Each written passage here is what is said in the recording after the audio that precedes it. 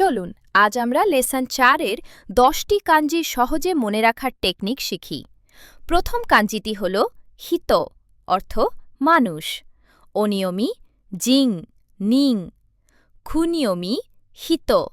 মনে রাখার টেকনিক: এই কাঞ্জিটা দেখতে যেন 2 পা দিয়ে দাঁড়িয়ে থাকা একজন মানুষ।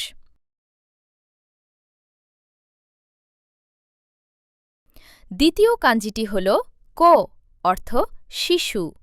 অনিয়মি শি, খুনিয়মি কো। মনে রাখার টেকনিক: মনে করুন একটি ছোট শিশু হাত ছড়িয়ে সোজা হয়ে দাঁড়িয়ে আছে।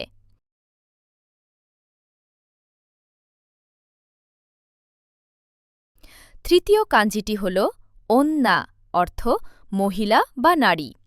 অনিয়মি জো ন্য ন্য, খুনিয়মি অন্না মেয়ে।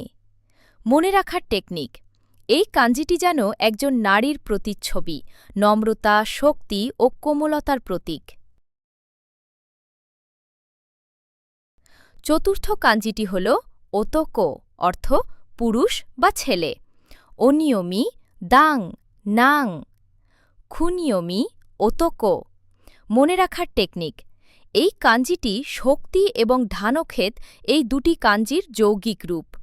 প্রথমে কাঞ্জি দুটিকে আলাদা করে দেখুন, এরপর কল্পনা করুন একজন পুরুষ শক্তি দিয়ে ধানক্ষেতে কাজ করছে। এটি পরিশ্রম ও দায়িত্বের প্রতীক।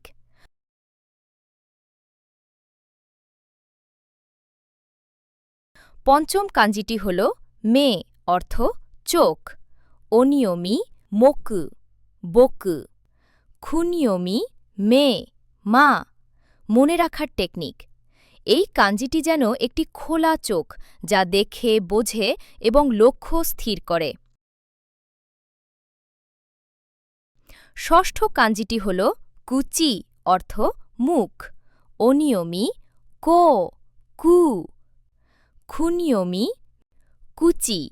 মনে রাখার টেকনিক: এই কাঞ্জিটি যেন একটি খোলা মুখ, কথা বলা, প্রবেশ করা অথবা কিছু প্রকাশ করার প্রতীক।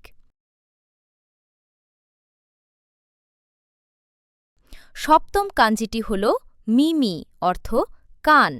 অন ইয়োমি জি, খুনিয়মি মিমি। মনে রাখার টেকনিক: এই কাঞ্জিটির সাথে চোখের কাঞ্জির অনেকটা মিল আছে।